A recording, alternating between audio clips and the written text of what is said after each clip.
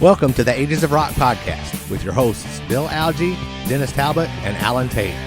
We are three guys who have one thing in common, a love of rock and roll.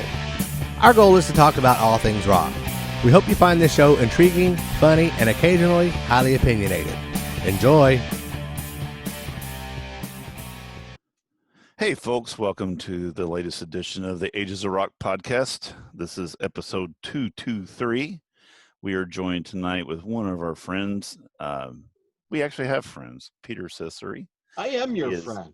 I know he is. I think more of us have friends than others. That's true. But we picked him up one time in Nashville, and he's kind of followed us around. Whoa. No, we ran across him. No, we ran across him in Nashville. Oh no, we didn't God. pick him. We didn't pick him up. I'll let him tell the story. Actually, I think kind of sort Those were dark days in my life. But anyway, we're continuing our thing that we did last week, our 80s, 1980 albums, our 40th anniversaries, and we told Peter, hey, come on and do this, and then pick your album. So he picked AC/DC's Back in Black. What a terrible pick. But anyway, Yeah. a little album. And it was funny because album. what's funny is when you said that you were going to get Peter on the show, Right. I turned around and looked at Laura and I said, he's going to pick Back in Black. And I'm texting the entire time going, please, God, let it be something. Let it be. It would be, I think I did. Did I not say I think it'd be cool if You it was did. AC/DC? Yeah, you did. Yeah. How do you not pick it? And I'm like, So anyway, that's what we're going to be discussing here in a little bit. But before then, guess what I have this week? I have nothing. COVID? more than you had last week. Hopefully not COVID-19. No, I haven't got that. I haven't got any new vinyl this week. It's been weird. I was off all week, and I ordered something, and it finally came in. Actually, I got off that one Ashley and Kathy's auction, and Kathy, whenever she gets so much together, she only charges you $5 if you wait till she sends a whole big box. So anyway, I waited, and it came this week. But I got another one on order from Ashley, and it's supposed to be in this weekend. So I said, hell, I'll just pick it up this weekend. So you got a big box from Kathy. Is that what you're saying? No, I got one from Kathy, and I'm getting one from Ashley. One big box? No, one. When she gets a bunch of people that orders it, she just share the. Is he not picking up on it? I think that was I a know. joke. Alan is Shut losing up. his shit up there. If you can't see this, Alan is great. As soon as I said it the first time, Alan starts laughing. You can see it. He starts just like, It's been a long week. Trust me, it's been a long, hot week at work. yeah, your arm looked tired. Yeah, I'm beat. So, who else has got anything new? Bill, you got anything new this week, or Peter? I do. I have something new, but Peter, go ahead, man. What do you got? Yeah. Well, And I got a little actually, rant too. I have not bought anything new this week, No. which is unusual because I've been buying a lot of stuff lately. But I was very, very, very excited today. I got an email that all the Ghost merchandise I ordered a million years ago is finally on its way to me. So I guess that's something new for the week. Now, if it only arrives, right? I haven't really listened to him enough to get into him yet. I like a couple of songs, but I haven't really. I know I've seen your posts, and you really. Yeah, you post for Ghost. listen to the last album start to finish. It's a whole story, and it's got elements of classical. It's really good, but listen to it start to finish. Okay, yeah, I'll do that. I'll take a look at it. With some Cheap Trick and a little bit of the Tubes thrown in there. Yes. Gosh, you're smart, Bill. Or are you just pandering to the guests? Are He's you just pandering? I am pandering to the guest. I truly am pandering. Actually, we're going to talk about Cheap Trick a little bit, I think. Yeah. So Anyway, Billy. Let's see. I did get. You guys are going to kill me. I'm going to be in trouble for this. I'm telling you, I'm going to be in trouble. He either bought a New England album or The Nope. Elder. No. Or grossly overpaid for No. I got Vinnie Vincent Invasion. eek. Gotta have it, though. That is a Was great it- album. It's a great record. Was it free? No, but it was $10, and it's in really, really good shape. It's Okay, still. that's not bad. It's even got the hype sticker on it. It's got the Tower Records sticker on it, which is really kind of cool nowadays because Right. Tower Records doesn't exist Yeah. anymore. That And the one records and the second one are actually relatively hard to find in good shape. Yeah, and the record's in really good shape, and you got this great picture of Vignette. She is so pretty. She is pretty. Yeah, and poor Bobby Rock, just Bobby Rock's just like, I'm the dude, and just no shit. Yeah. It's like, yep, sorry, you get hooked up with the wrong dude there. Anyway, yeah, I picked that up. I haven't listened to it yet because I've been listening to some other stuff, but I got a little stereo issue yet again. So what happened this time? I think the left channel has went out of the shit in the speaker thing. So what happens when you play everything on 11? I know that's a problem. But my rant is about buying records. So our buddy Brian Harris, you guys know Brian, he sent a message to me saying, hey, Universal Music Group, they're a small, nobody is on Universal Music, right? That's like one of the biggest freaking platforms there is, right? Is having a 25% off sale over the 4th of July. All the records 25% off. Some of them are even more. So I'm like, whatever. I'm at somebody's house. I'm just bored, so I'm thumbing through there. I find like 4 records. I'm like, well, this isn't a bad deal. I get 4 records for like $70. Brand new records, 180 gram, nice stuff. So I'm like, sure. That's really a pretty good deal. No big deal. That was on July 5th.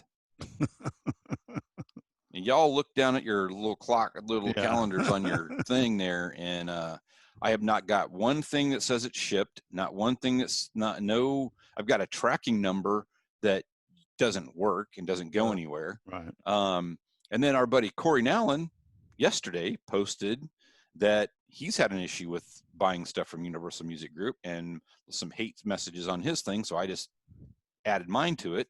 Right. Then I sent an email to Universal Music Group yesterday, and I got a blanket response back that, sure, thanks for your message. Don't send more than one because we're not going to even read this one. So we're not going to read that one too. And well, that's what it said. Anyway, and then, it's just going to take longer for us to get back to you. So just basically what it said was, wait. Thank you for your money. And thank you for the money because we've already taken it out of your PayPal account. So suck it, buddy.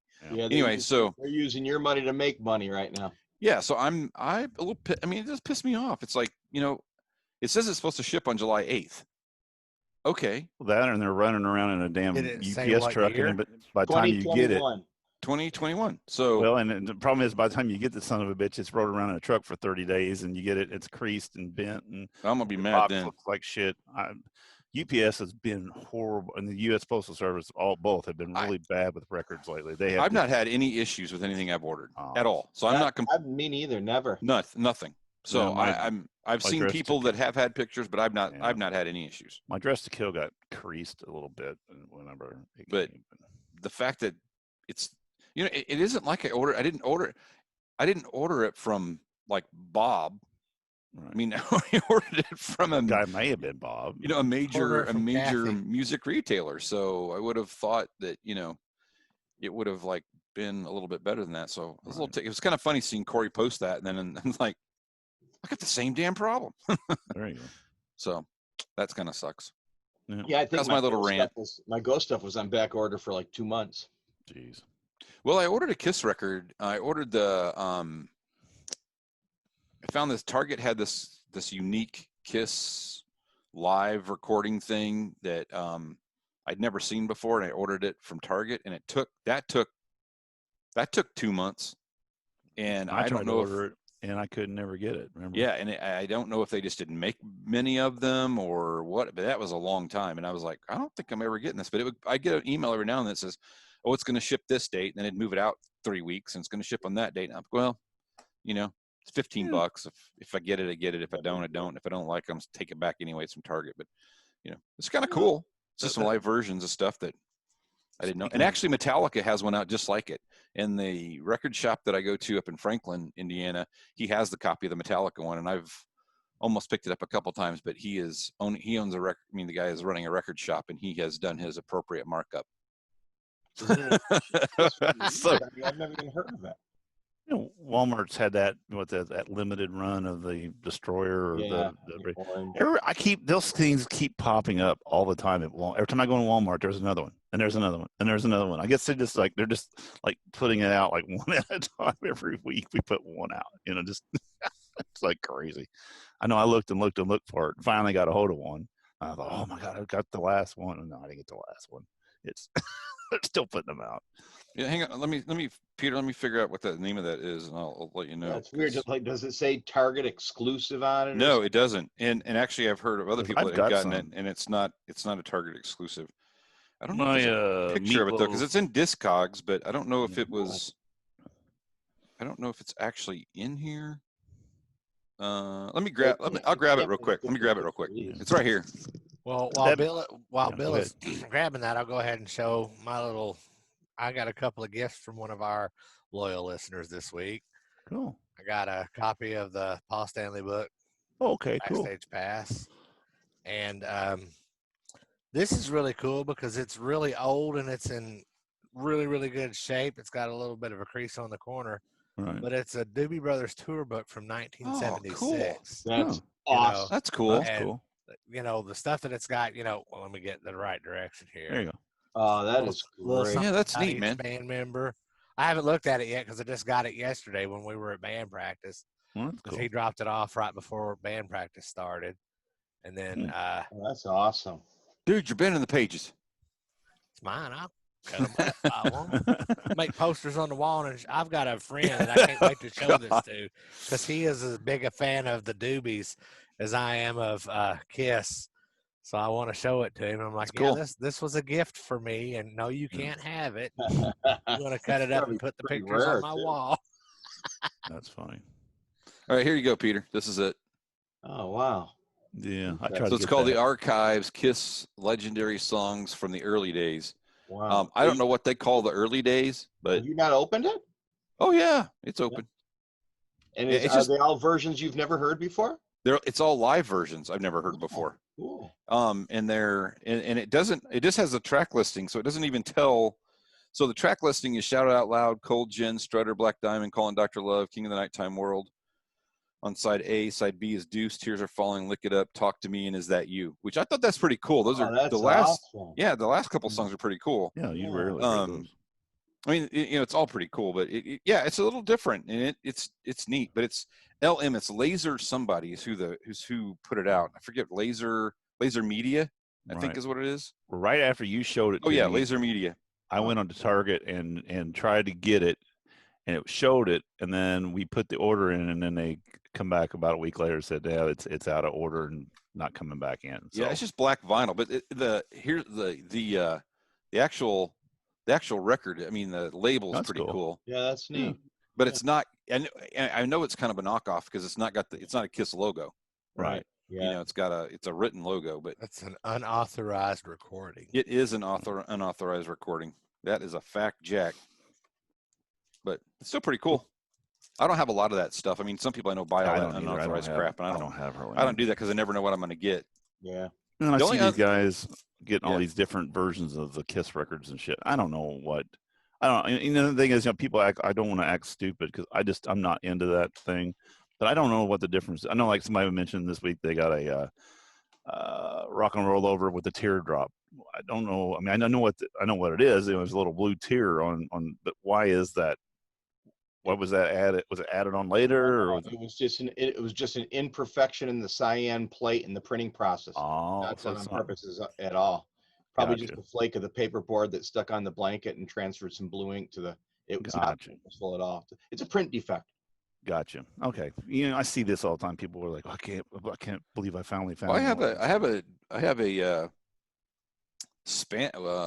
Argentina version of Right. Unmasked, but the cover is all Spanish. I don't understand exactly. I have no See, idea what it says. I've got 2 copies of Double Vision Foreigner, and you could tell one of the plates or one of the inks was running low because it looks different than the other one.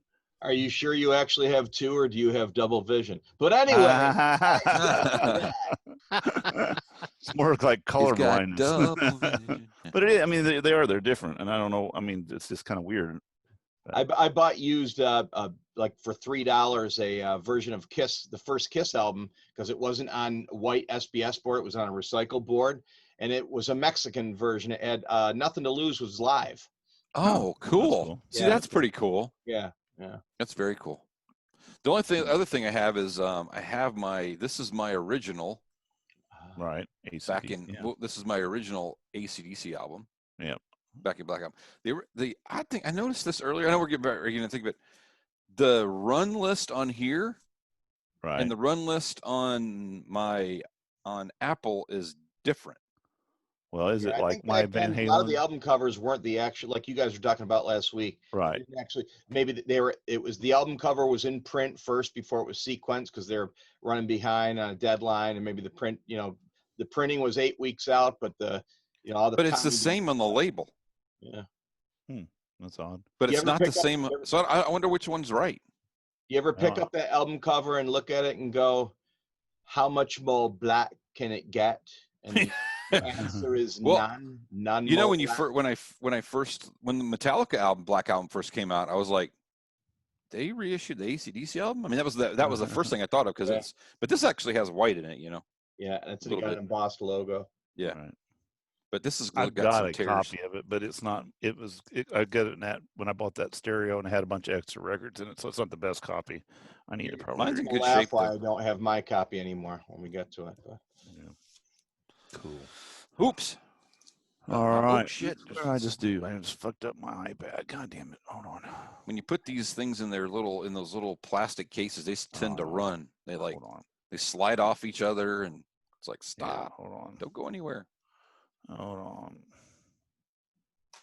There we go. Got it back now. All right. You ready to start talking about some? Oh wait, we were going to talk about 4 years yeah, ago. Yeah, we can't do that. Go ahead, Alan. You want or Bill? You guys. I just 4 years ago today. Yes. The three of us took our lovely lady friends, our wives. Don't tell our wives. In case anybody's wondering, our wives.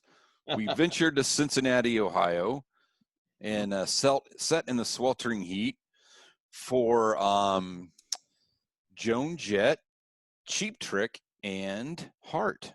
Yes. Great show. All I'm gonna say about that is the best part of the whole day was the carrot cake at that restaurant. Ooh. Yeah, it was good. Yeah. We had a lot of booze at the concert too. It was. That was the only. In my opinion, Joan Jett was horrible. Yes, I agree. I didn't like her when I saw that tour either. Cheap Trick should have headlined. Cheap Trick without question. They didn't play nearly long enough. No. And Heart was just we lost half the sound. Yeah, part of the way through the show. Just lost half the stage. No sound at all coming. What's that place called? Riverview. Riverbend. It's a shittiest fucking place I've ever seen a concert in my life. It's terrible. Well, it's definitely not the shittiest place I've ever seen one. Well, it's pretty bad. That faux looking grass, concrete shit you sit on. It's indoor-outdoor grass out in the lawn, and you sit on that shit. It's like it's like sitting on bricks. It's just horrible. And like I said, it was just hotter than fire out there. It was bad. And then we got there while we went to eat, and we were running late. And we were trying to get our food real quick, and then the traffic was lined up. We barely made it in time, for the show to start.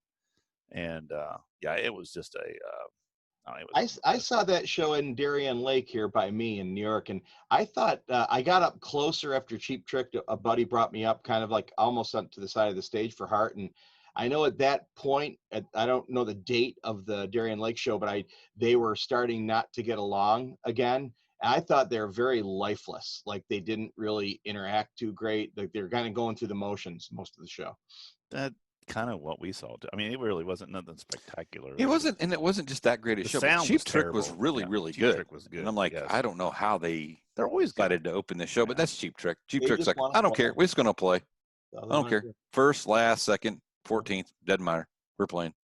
We're gonna blow their asses off. So get out of the way. Don't you wish you were you're going to a concert tonight? Oh yeah.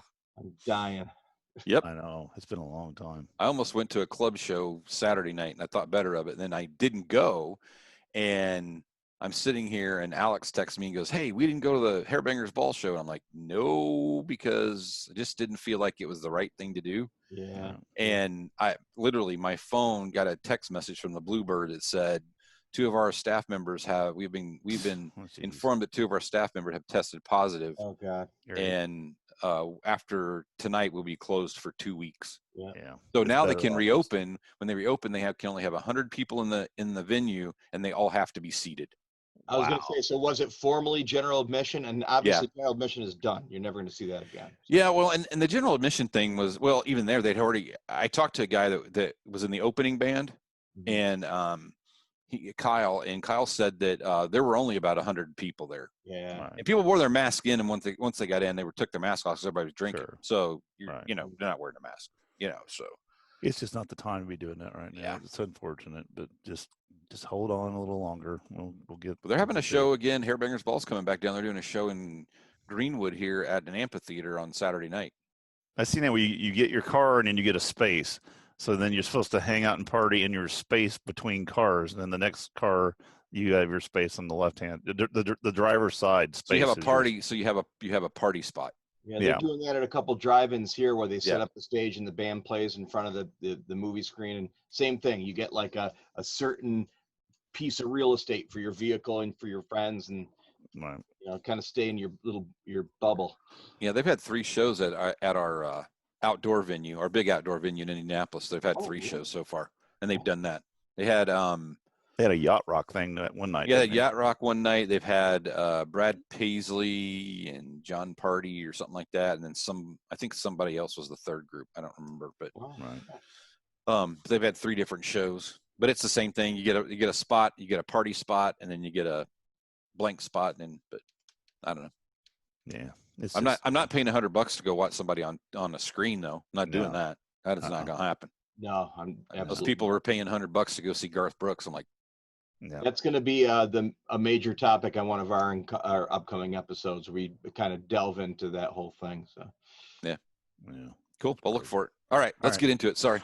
All right, so we are going to talk about Back in Black real quick. Back in Black is the 7th studio album by the Australian rock band AC/DC. It was released on the 25th of July in 1980 by Atlantic Records. It's the band's first album to feature vocalist Brian Johnson following the death of the previous vocalist Bon Scott. After commercial breakthrough, their 79 album Highway to Hell, they were planning a follow-up, but in February, Scott died from alcohol poisoning after binge drinking. Instead of disbanding, they decided to continue and recruited Johnson, who was previously the vocalist for Geordie. And actually, that's a video I sent you guys the other day. It's kind of odd that we were just talking about that. It's a complete different type of music. The album was composed by Johnson, Angus, and Malcolm Young, recorded over 7 weeks in the Bahamas. And it was produced by Mutt Lange, who worked on their previous album. It was mixed at Electric Ladyland Studios in New York. And the all-black cover was designed as a sign of mourning for Scott.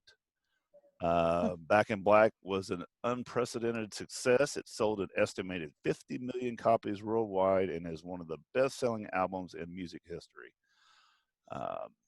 And I've been reading about it. Was certified, 25X platinum by the Record Industrial Association of America. Anyway, on December 9th of 19. So, this album, before we get into it, it was kind of an interesting thought. I mean, this album was a make or break album for AC/DC because, after that, having that album, Highway to Hell, was a huge success in America. They were just taking off at that point in America. They worldwide, they've been, have been for a while in Australia, especially. And, working with, Lang, who was, going to work on this album, and, and then Bon ends up dying, so this is a do or die. I mean, not to say it that way, but this album was do or die. I mean, it's either going to be a huge success or it's going to be a failure, and they turned it into a major success. My theory or my thoughts on this, and just curious before we get delve into the actual song list. This, if you look back at Highway to Hell, it was written by basically Angus, Malcolm Young, and Bon Scott. Bon Scott did a lot of the lyrics. Well, when it came to this, same deal, but then Johnson wrote the lyrics to a lot of the stuff. What do you think? I mean, I know it wouldn't have been called Back in Black, but do you think if Bon Scott wouldn't have died that night and they would have made this album, do you think it would have been as big?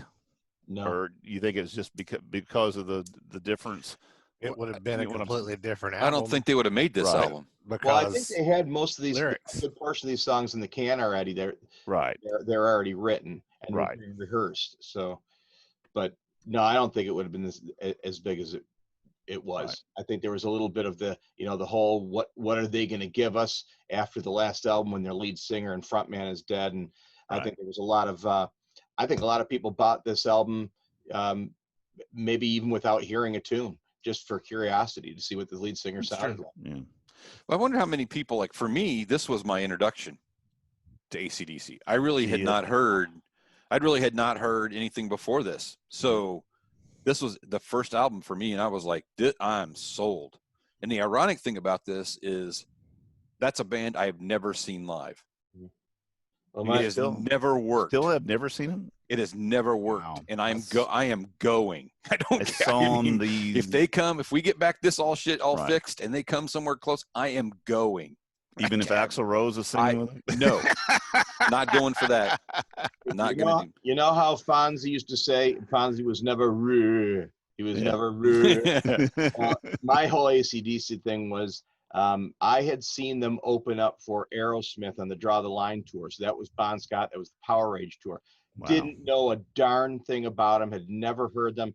Honestly, too, I was really young. It was one of the first concerts I ever went to. I was still in grade school. And I didn't really even pay attention. I wanted to, to see who, wanted to hear Aerosmith because I was already an Aerosmith fan. And I don't know what it was about 1980 when this came out. I had become kind of a singer snob.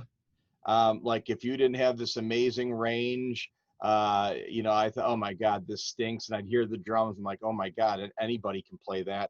These guys aren't any good. And when this album came out, everybody on the planet bought it except me. And I've spent years saying how I thought AC/DC sucked. And I didn't really even get into AC/DC till after I graduated college. I went back and, started listening to this. And I'm like, okay, wow, that's really good. This is really good. And just kind of got it at that point. Because at that point, I kind of got over my music snobbery and, appreciated that sometimes simple is good. And maybe this isn't really that simple, which I want to talk about when we get into it. So sure. I kind of, got in much later in life and now think this obviously is one of the best rock and roll albums ever recorded by far.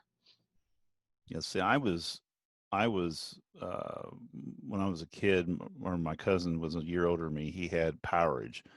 And I mean, we listened to that 8-track, over and over. We drive around in his pickup truck and listen to that. And just like, so I was into AC/DC hard, before this album. Mm-hmm. Now, when this album came out, I was like, yeah, and it was like, okay, I can handle this. And then, the next one was For Those About to Rock. I saw that tour in Evansville, and it was the loudest, one of the best concerts I've ever seen in my life. Had those two ginormous cannons, for those up and do kaboom. I remember going home at night. My dad called, and I was like, Dad, you're going to call me tomorrow because my ears are ringing so bad. I can't hear nothing. I just can't. It's done. My ears are shot. But no, it was a great show, and I kept with AC/DC through. I think the last one I bought was Fly on the Wall, and then that's when I just kind of, I don't know, it lost interest in, I lost interest in it. I still go back and listen to the old recordings, and I had put this one away for a long time just for the fact of, I got so burnt out on hearing Back in Black and You Shook Me All Night Long. I was just, being that I was playing music, starting in, we were playing out in 83, we played those songs over and over and over, and it was to the point and they played them to death, so I would hear those songs and I would just shut it off. I'd turned it to a different channel. But it's been a long time since I listened to these songs, and I gave it a good listen to actually yesterday and today, and made it through. I literally burned out on this album because my original copy that I got years later and it used though, I ended up got talked into putting it into the trash and burning it because it was devil's music. I went through a little phase of that. Oh. So thank God I came to my senses. Wow. Yeah, it was a weird period of my life, but yeah. Now I wish I had all those albums back. That's for Yeah, sure. no kidding. You know what's funny is when I got the Back in Black album, there was some special going on where you got Back in Black and Dirty Deeds at the same time. Oh, yeah, because Oh, wow. they reissued it And around that time. yeah, and what was because Dirty Deeds had not been released in America. Right. But Yeah. since Highway to Hell did so well, Yeah. and Back in Black was doing well, they reissued Dirty Deeds and then made some kind of package deal. Yeah. But when I got that, I was very young, 11, 12, 13, something like that. I had no idea that that was two different singers, Wow. and, as an adult, I can see how could you possibly miss that? Oh, Back then it was like, this is just good music, Yeah. Yeah. but, And actually, this album I showed you is mine.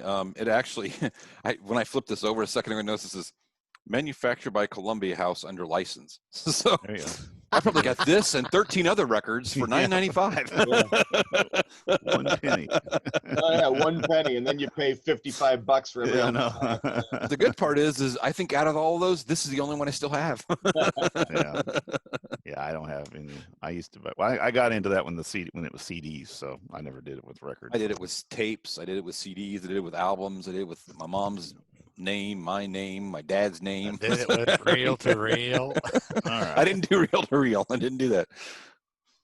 All right, so we want to go through here track by track. Sure. All right, so we're going to start out with the first song, 5 minutes and 10 seconds, Little Hell's Bells. God, what do you think, Bill? Great opener. That's my theory is I'm an opener guy. And I'm going to tell you, when I hadn't listened to this for a while, when I saw that, that's what Peter picked, I was extremely excited because it was going to give me a reason to go back and listen to this. I have listened to this freaking record about 12 times. Great every time, too, right? And I'm like, I have not skipped one. And I've turned it off when I got out of the car to make sure it got turned off so I could turn it back on when I got in out of my phone and stuff like that. I just love this entire record. Everything about it. Good. To your point, one of the greatest records. I really believe that. Right. So, Peter. So circle my circle again. So put yourself back in the time where this was coming out. A lot of uncertainty in the AC/DC world. I mean, like you'd mentioned, Highway to Hell was amazing. They were really starting to break through in the States. They had Mutt Lange at the helm. And then their singer goes and dies. And at the point where this could have gone either way. And man, this couldn't have worked out any better for them. It's like, you put this thing on, Hell's Bell starts at, it's not a fast tune right out of the gates, but it's like the mix, the production, the subject matter is like, holy cow. Okay, listen, nothing to worry about. We're fine. Check this guy out. And here we go. First track, amazing. Alan? You hear those bells and you're either going to hear Hell's Bells or a Metallica song, but much to what Peter said, when you hear those bells chime, it's kind of like the old era is over and we're paying our respects and we're going to kick you in the balls. Right. Yeah. So do you really think that was the thinking about the bells? You don't think they put that much thought into it, or do you think it was definitely some sort of homage and like a funeral bell? I think absolutely. I would say if they didn't think about it, Mutt did. Yeah. Because Mutt is a fantastic producer. Yeah, he's very everything's he's like a stickler for everything. Actually, I was reading about it today. They said that the bell, they were trying all these different bells to record them to try to get it, and they needed to be a certain tune, it had to be tuned and everything. So they actually they built this bell from a foundry. The foundry finally got it fixed or got it made, and they used that bell for the recording. They actually made in the day when you had unlimited recording budgets. If AC wanted to get a bell made, guess what? Atlantic Records made them a bell. Yeah, exactly. Now you'd be getting one off of a sample copy of something. Yeah, you get a sample copy of that bell. Or Amazon Prime. It's already been recorded. No, I'm like you. I think this is, I honestly, like I said, I hadn't listened to this album in years, and when I put it on the other day, I did listen to it with headphones on because I was at work, and I was like, I'm going to start listening to this, and And like I said, that first ding, you know, it's like I almost got like a little bit of a chill. I was like, okay, you know, here we go. And like you said, it isn't, you know, it don't come out of the gate. It comes out of the gate slow, but like you said, it's there like a sledgehammer. And like all these songs, the guitars are recorded very well. The drums are, you know, the sound, you know, it's just, you know, Mutt was, you know, he's known for that. You know, what's amazing though is like it's very straight ahead, and there's not, you know, there's not, the vocals aren't really wet. Everything seems a little dry, but it's still, there's something about when Mutt Lange puts it all together. I mean, what is pretty simple sounding rock just sounds mammoth. I mean, it's fantastic. Yep. No, he does well. All right. What did you go say something, Bill? Yeah, is today the actual anniversary? The 40th anniversary? Didn't it come out today? Let's see. Did I read that somewhere? It was it was released the 25th. Oh, 25th of July. Oh, the 25th. So it'll be, that's Saturday. Oh, Saturday. Okay. Yeah. Well, it'll be coming out this week. I kept thinking it was today. I saw a thing. No, it says the 25th of July, and release in UK was followed on July 31st, and then August 11th in Australia. But, wow. Okay. So anyway, well, I had a feeling the release date was pretty close because there's like 3 other podcasts sold on this album this week. It's popping and that's up what I think. That's what made me think about it, because I saw that and I was like, I wonder if it's actually today, because I thought it was pretty close. Yeah, there's also like Blabbermouth and Krang and all those. Yeah. Cool. All right, so they go back to back with the number 2 song, "Shoot the Thrill." Bill. I don't know. I mean, ditto. I mean, it's just this it was whole just, album for has me, it Bill was speechless. People, it does. I'm telling you, because it's one of the few records that I have that I like every single song, and there's not one. So it's difficult. But I think the ending of Hell's Bells and the beginning of that song just are perfect. It's the sequencing of that record, this record, bookends. The sequencing of this record to me is just magic. I mean, it really is.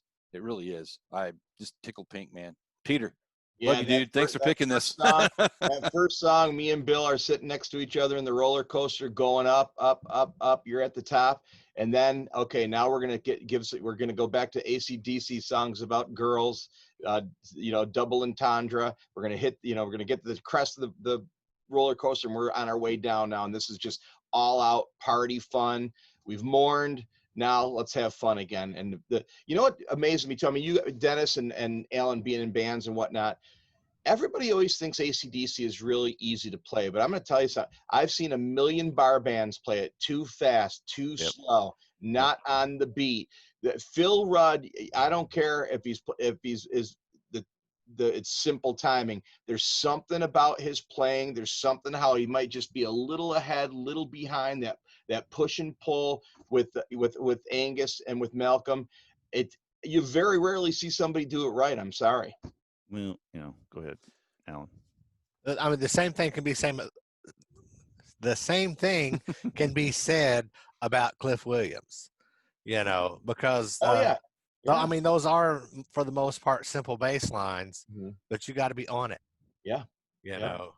And, he's probably with Phil right there. He's pushed a little ahead, or he's fell a little behind. But, what seems simple is not always the case. Sometimes I would rather have a bass line that keeps my hand busy. Right. AC/DC has always been about to think about whether I'm going to mess up or not. Right. No, but for this song, you've got lyrics: shoot to thrill, play to kill, too many women, too many pills.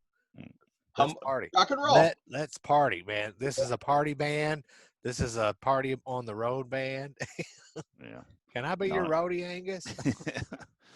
No, it's like you said, it's just a 1-2 punch. Like I said, that first one comes out of the gate a little slow, but it's heavy. This one here, just like you said, it once it gets going, then it's gone. I do like this song a lot. It's another 5 minutes.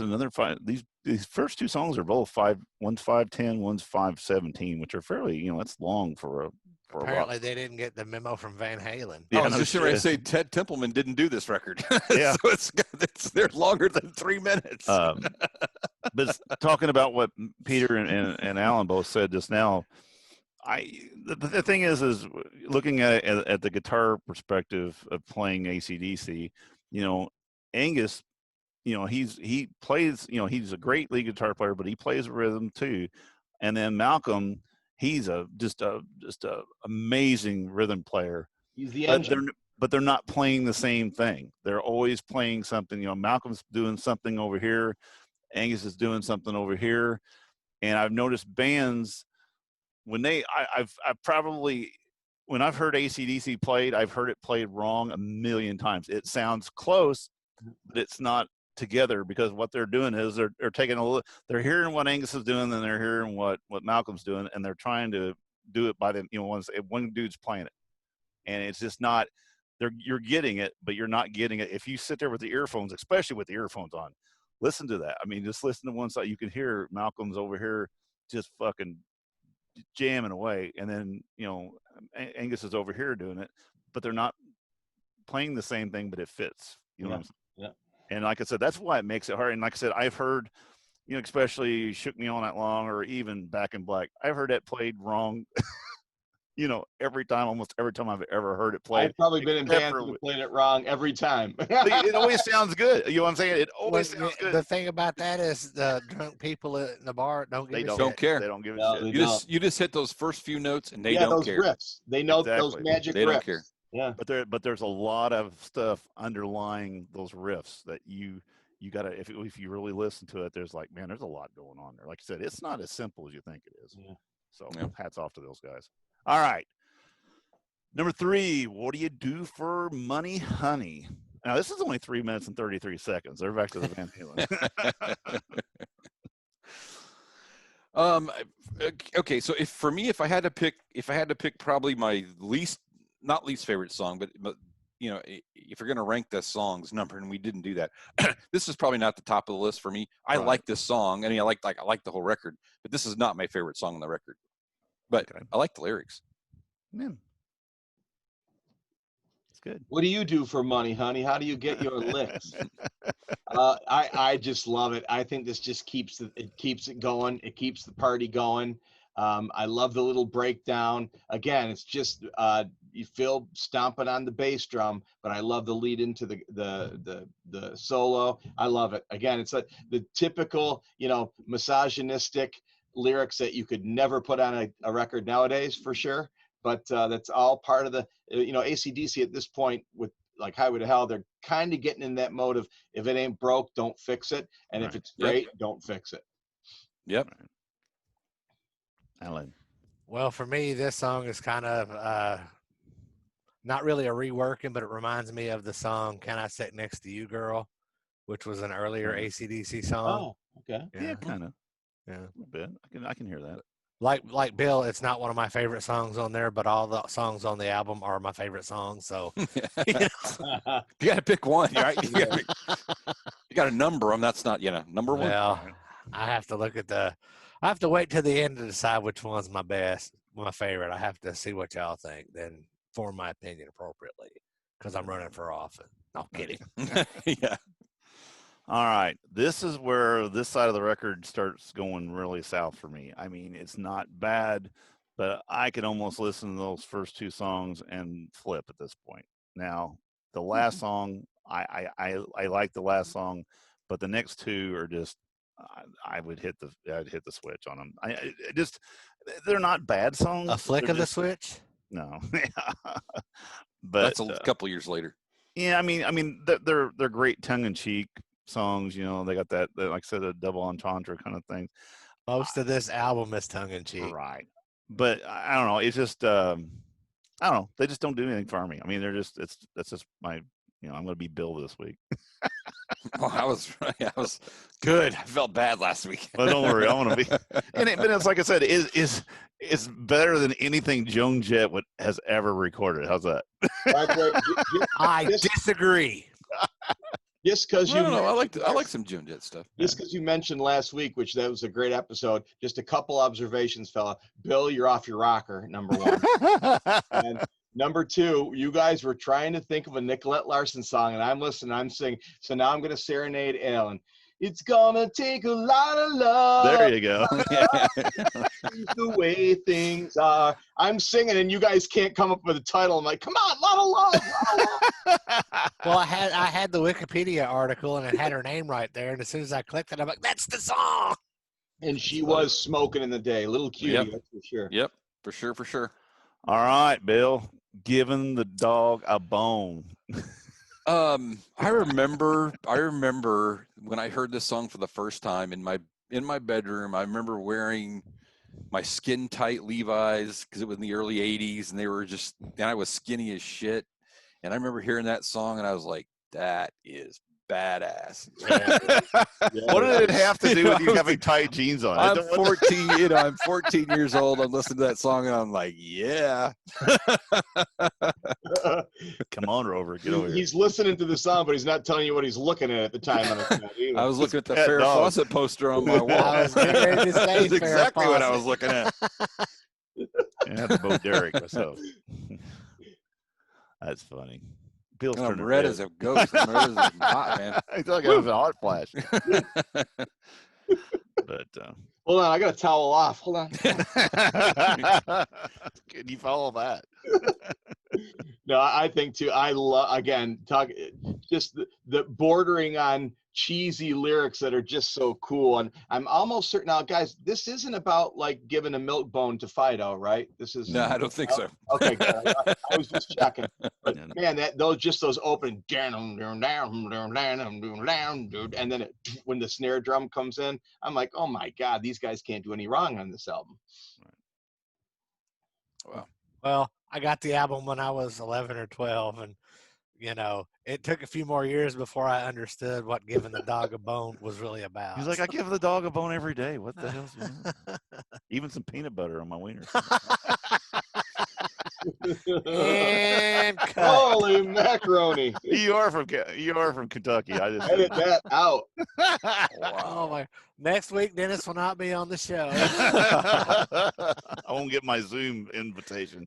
Yeah, no Zoom for you. 1 year. So you're going to have the official apology where Dennis comes out and apologizes to all dogs everywhere. Is that what That's right. He has to apologize to Skippy and Peter Pan too. Jif. Man. Jif. No, but that ain't right. I like this song a little bit more than I like the song previous on the album. Okay. For me, it's just these two, like I said, these two songs are back to back. I mean, they're great guitar riffs.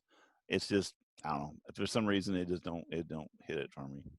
I'm a cat guy. No. That's a joke. All right. The sandpaper tongue. There you go. Yeah.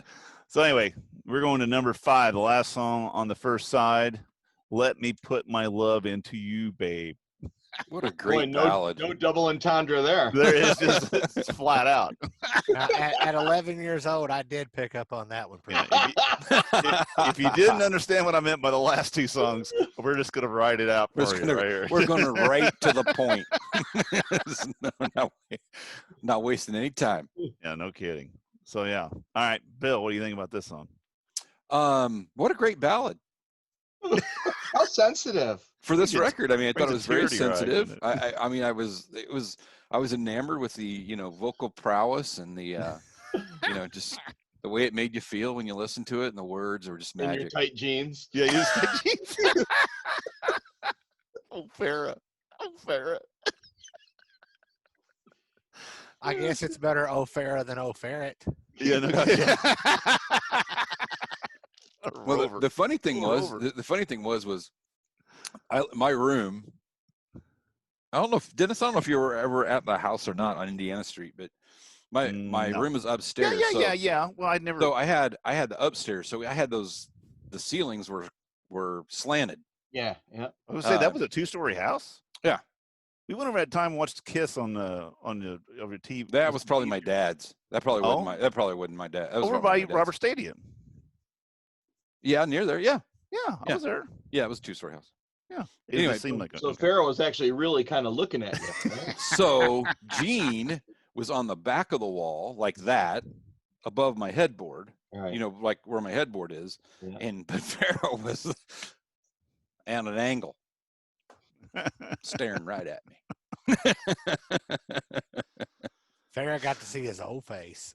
The poster had these weird stains all over it. I don't know what was wrong with it. Probably then, back then. it's like just don't turn on the black light, man. It's like I didn't know that was a glow. I didn't know that was a glow in the dark poster. It's got all the constellations on it. Look, there's Orion. It does. No, Big Dipper. It was like wax. It was like wax. It's that splatter. Oh, Bill, this is going bad quick. it's not constellations, it's constellations. The Big Dipper. All right, where were we? Who's up next? Peter, save us, man. I love it too. Again, like I echo Bill's sentiments. I know what a touching, thoughtful song. I mean, you know, with a lyric like "Let me cut your cake with my knife." I mean, beautiful. It's beautiful. Over Gene and over Simmons again. could take some lyric writing lessons from Brian Johnson. There you go. Well, if he told you once, he told you twice. You better listen to his advice. So this, again, they're all good on here, but this would be not a skipper for me, but this would be my least favorite track. I could do without, even though it's a good tune. Gene couldn't have wrote this in 1980 because he's too busy trying to figure out how to write an Odyssey and some other bullshit stuff, right? 1980s when Unmasked come out. Yeah. Oh, Hey, okay. he's writing "You're So European." Oh, there you go. Yeah. He's got some weird fetishes, you know? Yeah. Brass beds and shit. Okay. Hey, European on me. But anyway. Let's just keep this right in the gutter. All right. I can't wait for Bill Elam to write this show. Write this right there. Write this review of the show. They're the best. We got to forward it to him before we put it up. The bodily fluid episode. Except for it's going up as soon as I'm done recording. Yeah. Really, I don't think I have anything to add to this. You're That not hasn't gonna go already there. been said. And if Get I the do, fan turned on in here. it might be 5 more minutes of dick jokes. All right. For me, this song actually brought it back for me Of course it did. For the second time. No, and the reason is the guitar work in it. I like that. I like the guitar rhythm in this. It's tasty. And then it is, and then whenever he goes into Tasty licks. Yeah.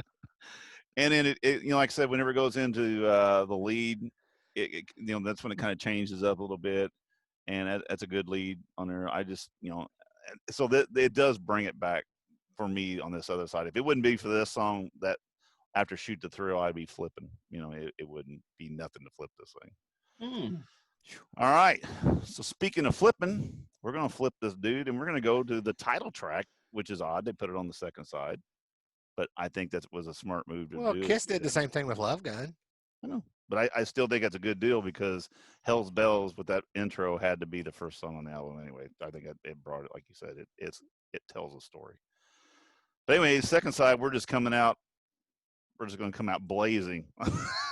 No playing around that first song, and it's Back in Black.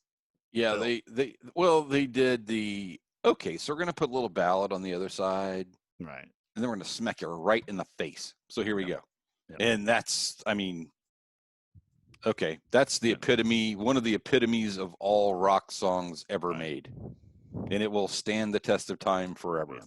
And you can go into any venue anywhere in the world, and they start the very beginning of that song, and people just go batshit crazy. Yeah. It doesn't matter.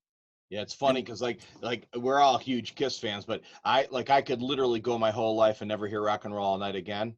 But there's certain songs that this should be in that category, but I can't put it in there because every time if it came on the radio, I don't turn it, I don't skip it, and we've all probably heard it a gazillion times. It don't matter. It's a great rock and roll song. Right. Yeah, agreed, 100%. Yeah, with that hi-hat click and that little guitar. Yeah. I mean, you hear it's like, oh my god! Yep. But I mean, it kind of tells a great story too. Forget the Yeah. hearse because I'll never die. Which it always kind of struck me that they referenced the hearse when Like they the band's not basically going to die. We're going they to just carry on. buried somebody that did die. Right. But Yeah. But I like that song just because it punched you right in the balls. Yeah.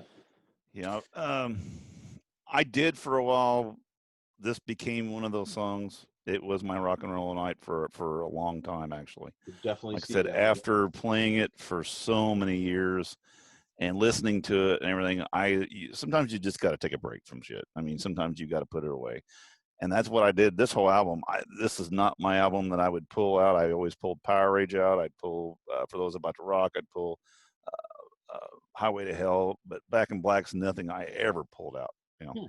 Uh, but listening to it today, I got through it a couple times. Listening to it, I don't feel the need to turn the volume down or to hit the skip button again. So it's kind of come back a little bit for me. And it is a great. I mean, it's a fucking great. It's a great song. It's a well written. The guitar lick is, it is one of those guitar licks that is going to be, it'll go down in history as everybody knows it. I mean, I don't give a shit who you are. You know that song. You know One that of riff. the most recognizable riffs ever. Yeah. Exactly. And like I said, you hear the first couple of notes and people just go batshit. It doesn't matter. They just You ever just wonder, like, so Malcolm or Angus come in, that day in the studio and say, "Yeah, I've got a little something here," and like the first time they play it, and he just goes, "Holy F, this is gonna be yeah. It'd be interesting to know that if it Yeah. or was it one of those songs where they kind of went, well, is it good enough? Yeah. let's just put it on the B side. What the hell did I was just reading? I mean, you don't know. I mean, Yeah. let's just put it on the B side. It's a good song, but I don't know. Put it on the B side. Yeah. How was Well, it? with it being the title track, nah. Yeah, no kidding. All right, so we all been through it. Yeah, sorry. All right, I'm shirking my duties here. All right, number 2, coming in with another big money maker for him and a big deal for him with a stupid video. That is the greatest video ever. What is wrong with you? Anyway, we'll talk about it. You Shook Me All Night Long. Bill. Classic. It is a classic song. I'll give you that. Fist goes in the air immediately. Just turn that shit up. Just, I think it goes to 25 on that song. I have to go look. It's not my favorite song on the record, but I love it. I love that song too. All right. Classic. Iconic party song. Again, I don't care if I've heard it 1,000,002 times. It's just as good the 1,000,003rd time. Just awesome. I mean, there's just everything about it. To me, it's not just plain out. I don't, you could say heavy metal. It's just plain out rock and roll perfection for me. It's everything you want you don't have to think about anything. I guarantee you, I defy you, if you're in a bad mood and your day has been absolute shit, you put this on, turn up that volume a little bit, instant good mood about 20 seconds in. Yep. For sure. This is one of those songs that it doesn't matter if I'm playing break music when I'm doing sound for a band or if I'm DJing a wedding. I never, ever put it in the playlist, but it almost always ends up in the playlist. Oh, yeah. Because, I mean, that's got a groove that the girls love to dance to. It's got some pretty good lyrics in it. She had me fighting for air, told me to come, but I was already there. Yeah, that's very There's clever. an entendre there. Yeah. Not really. That was pretty much just right there. Yeah. Not when you're 11. Yeah. And I mean, songs about earthquakes are cool, Yeah. Exactly. Yeah. This song's, man, it's still on. I'm still burned out factor on this song. Like you said, it is a great song. It's a popular song. Everybody likes it. For me, I'm just still. It needs a little more time. I think I'm just really burned out on this. Some of these songs you get burned out on, and I don't think you ever get over. Maybe not. Yeah, there's some song. It's funny because you say that, and we were, I was when Peter was talking too. I was thinking about that. Guns N' Roses for me is this way. Is what you're talking about. Yeah. If I never hear, Exactly. if I literally, I swear to God, if I never hear another Guns N' Roses song ever, I'm perfectly fine. I'm not like that with every Guns N' Roses song, but the entire catalog, catalog. I don't care if I never hear another one. Me too. Exactly. I mean, there are probably 2 songs on there that are okay, but literally, you could just fall off the planet tomorrow. I would be okay with that. Well, I like to hear Slash's band do Guns N' Roses. I would much rather hear Slash's band do it. And you know what? For me, it's about Axl Rose. I can't stand the guy. Me either. And I think that for me ruins the music. Right. I just can't. I can't stand him. Bill, we are totally 100% in agreement. Yeah, I just, I played some of those songs, like I said, way too much, and I'm same with that one. But this is the one I get what you're saying. A lot too. I do get what you're saying. This one I don't think you're alone by any stretch. Dan. No, I don't either. But this was the only song on the whole album that I couldn't get through. I mean, it really took everything I could not to skip it. But I did listen to it. But it's got a skip factor hard on it. Okay, he said skip factor hard on. He did. Skip factor hard. That'd be a good name for. You and a the good peanut song. butter again. Still with the peanut butter. Skip. There you go, Skippy. All right, number 3. Have a drink on me. There you go, Bill. Everybody's head is going like this. There you go. Yeah, great drinking song. Yep, No, good song. That's great song. Yeah, it's like, hey, dudes, we're 3/4 of the way through the party, but we're still going strong. By the way, crack open a cold one and come with me to the end of the album. Yeah, we're almost there, fellas. Yeah. Yep. And it don't matter whether you want whiskey, gin, or brandy. We got a glass that's pretty handy. That's right. Your glass is getting showed with some whiskey and some water. That's right. After this past Saturday, I kind of feel this. No, it is a good party song, and I like it a lot. It is a good song. All right, you got 2 left. We're down to Shake a Leg.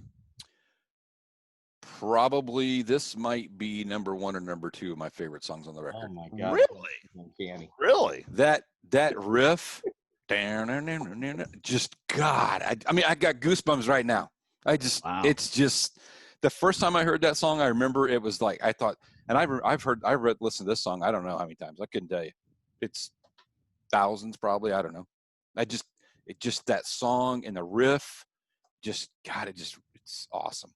Really is awesome. My favorite riff on the album, Bill. I literally just wrote a few notes with that. Oh gosh.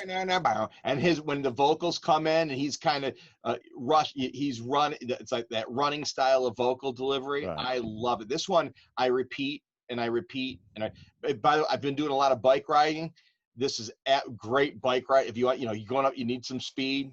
Listen to this song. It'll definitely get your adrenaline going. My favorite riff on the album by far. Yeah, we are in a groove. Most definitely one of my favorite albums too. I like the energy of the song, the tempo. Get your head bobbing. And I agree, it is a great song for bike riding, or if you're a runner or any kind of exercise. Or if you're putting peanut butter on extremities, it's fine. Put peanut butter on your extremity and then run from the dog. Peanut butter on my leg. But I think that this is a good song to get your cardio up. So Excellent. Make sure that your doctor approves before you try any cardio. Not for the faint of heart. Not for the faint of heart. It isn't my favorite song on the album, but I do like that guitar riff. That is, I have to agree with you guys on that one. That is a great riff. It's just, I don't know, a song as a whole. It's not my favorite song on this side, but it's got a great riff on it. So I will say that. Riff rhymes with Jiff. Anyway, there we go. All right, we're down to the last song, because rock and roll ain't noise pollution, boys. Great ending to the record. It summed it all up and just said, just sit here. Yeah. There's one more coming on the way, not far down the thing. We're going to leave this here for a little while, but there's another one coming. Yeah. Just a perfect ending. Exactly. Like I said, this is a great record. First track to the end. They've just exhausted you with tracks 1 through 9. And now I almost look at this song like you just mentioned too, Bill. Great closer, but it's like, okay, we literally just smack people around. Let's have fun. Let's just do a really simple little bluesy soul. It almost sounds like could have been even impromptu in the studio, right. Like just kind of making it up as it goes. Like, man, that was a freaking great hang, folks. Like you said, Bill. Hey, we hope you like the new guy. There's another one coming real soon. Right. Yeah, or with just enough to go. With cannons. We just want you to relax a little bit because the next one we're going to hit you right in the face again. It's all cool. We hope you enjoyed that. Yeah. How many songs do you know start out with somebody lighting a cigarette? Yeah, I love it. That's my favorite part. I like that slogan. And it took me a long time, when I was younger to realize that's what I was hearing. Yeah. You hear that lighter click and then you hear it could be a cigarette, could be something else. Well, I didn't say what kind of cigarette. Doobie-doo. This ain't no Frank Sinatra. But yeah, I like that slow groove of that song and, just kind of mellows you back out. Of course, then as soon as this one's over, I always put on For Those About to Rock, so I just get kicked in the balls again. So, because that's another album that I don't think there's a stinker on. Yep. Mm-hmm. I agree. No, I love this song. Like you said, that whole part where he's just sitting there talking through it, and then you can, like I said, hear him light that cigarette, and you can exhale, and it's just like you said, it's just it's a lot of personality into it. And this song reminds me of one of my favorite AC/DC songs for Bon Scott, and it was Right On. Right On. Very is, Right On. Right On is Right On goes does that the whole song. Yeah. But it brings it back, and it's kind of, I don't know if it's maybe like an ode to him. You know what I'm saying? I don't know if it's a little homage in some way. Yeah. If they were thinking about him whenever they did that. But it doesn't stay in that. It doesn't stay in that tone. But when it comes, when it kicks in, it's just like I said, it's heavy, but it's not fast and all that stuff. But you know what? Rock and roll just makes good sense. What can you say? Good sense. But yeah, it is what a way to what an opener and then what an ending. I think that this, like I said, this track, the way they set this thing up and set their tracks, I think was very, very good. If it had put fucking What Do You Do for Money, Honey on the last song, I'd been pissed. Much too smart for that. Yeah. And the more of these things we do, the more I've thought more about the sequencing of records and stuff like that. Because it has.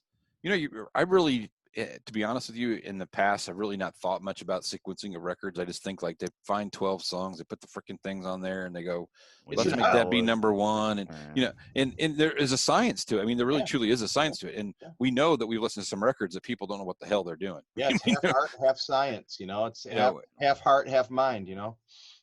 But to sit down with that one, I mean, I can imagine those guys sitting in a room and this is all finished. The tracks are all done. Listen to the entire record through. They have to get up and go, we are going to melt some people's faces. Bill, let's act it out. I'll be Malcolm. You be Angie, you think the folks are going to like it? I think they're going to like it a lot. You guys sound more like the Beatles and AC/DC. When did Ringo come in there? I got British. I don't have. Let's go. We'll do it again. Hello, Paul. Do you think they're going to like it? I think we're in trouble. These new guys are really going to hurt us. They're never going to let us do this again on the show. Or you could do your Brian Johnson. You can say it's very good, me son. It's a good record, me son. That's what he always said. Oh, speaking of Brian Johnson, if you ever get a chance, get on YouTube. There is a Hoover commercial from the late 70s or early 80s that Brian Johnson sang. And it was done right before this album came out. Yeah, it was a British commercial, I believe. You guys watch his internet interview show? It's really good. Really good. I keep meaning to, and I keep forgetting. I seen the one with Dolly Parton where he's talking to Dolly Parton. That's really good. He calls her me love. Yeah. She goes, my husband listens to you all the time. Dennis, doesn't he seem like the coolest, down-to-earth dude? Oh, hell yeah. Come up to you in a bar and sit and talk to you for hours. Yep. He seems so cool. No, I think he would be. He doesn't seem pretentious at all. He doesn't have that. He doesn't have that. Yeah. So That's the $1 because million question. Angus is the pretentious enough for all of them. Do you think the $1 million question, though? You think he's coming back? He's back. The Yes. album's done. They're going to tour. That's what I think. The album's done. Yeah, that's what I had heard. Yeah, and we've talked about this before about how much do you pay for a ticket. I'm going. Bill, this time I saw him I'm 78 as an opener. I'm paying whatever, and I'm getting in the first 10 rows, or I'm not going. I'm getting this will be one that I will spend big money on. Yeah, it's gonna. Angus, I'm are going. you listening? I have no desire to see. I had no desire to see them with. Axl. I've seen it once, and it was a great show. And like I said, it's been years. So What tour, Dennis? Did you mention that? Yeah. For those about to rock. Oh yeah. So it was right after this. I couldn't go to that show. It sold out. It sold out before. Yeah, it was actually. Rodney got a ticket the last minute. He had to. We did some trading. To get peanut this butter, ticket. what Peter Peanut Pan? No, Peter Pan for. we had to trade some stuff for it, but anyway, we got him a ticket, and it was great. And it was back when it was general admission, so we were on the floor about I don't know. The tallest fucking guys in Evansville get right up front. No, we were probably I don't know, probably halfway on the floor, probably a bit center. And I remember at that one point. Angus came out first on this catwalk and was doing the shit and the lights and all that shit. And then later on he left and then he come back out and he was on Brian's shoulders and they were going along the side there, along the bottom of the stadium and shit. It was fucking cool. I mean, it was really. There's some brand like this unearthed video of them doing. I think it's. You shook me all night long in Japan. No. It's giving the dog a bone, and it's like Brian doesn't have his normal little what do they call those little hats?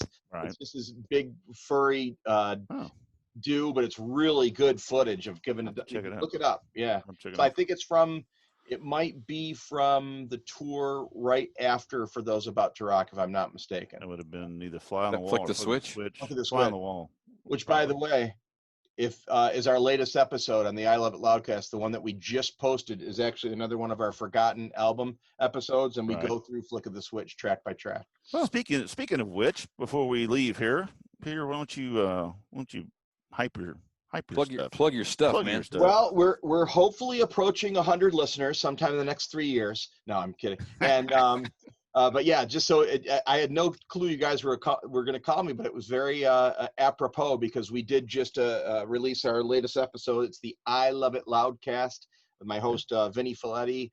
We're on iTunes, Facebook of the same name at I Love It Loudcast, and Twitter, Podchaser, Spotify. But yeah, the latest one is I think the third or fourth in our Forgotten Album series, and we go through Flick of the Switch. It's kind of fun. A lot of laughs in it too, because another one that we usually record on Sunday mornings, and this one was done on a Friday night, and it got a little nutso. So alcohol was abused. Yeah. Well, your shows are funny and they're very entertaining. Good stuff. I love you guys too, man. I just love the camaraderie. I mean, really pick on each other. Love it.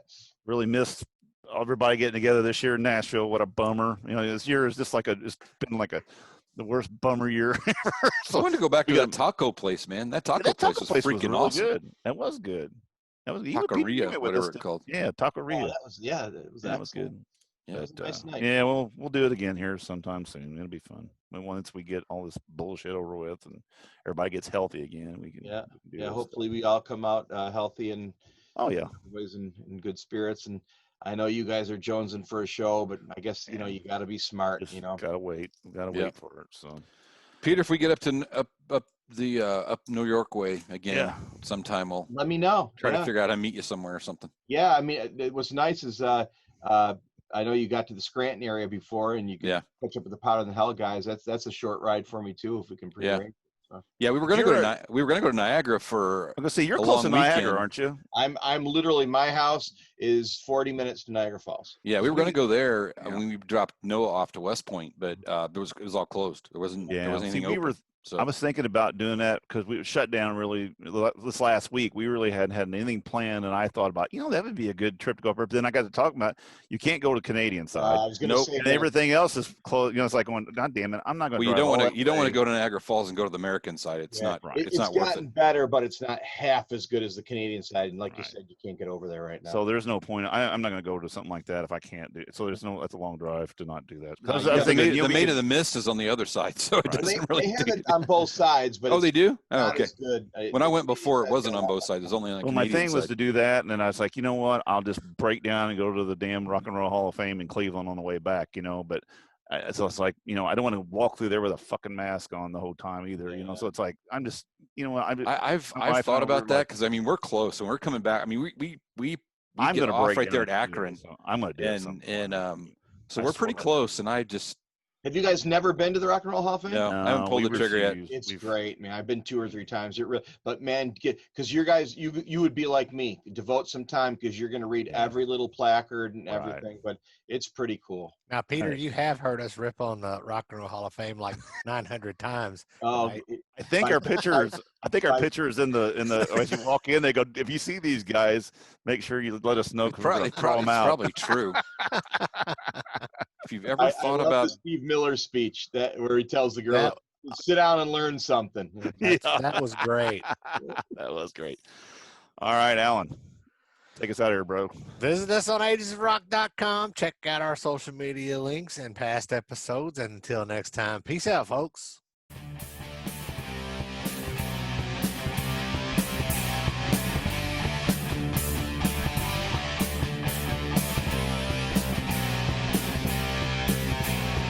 Thanks for listening to the Ages of Rock podcast. If you haven't done so already, be sure to subscribe to our YouTube channel, like us on Facebook, and most importantly, tell all your friends. Remember, you're never too old to rock. Until the next episode, peace out, folks.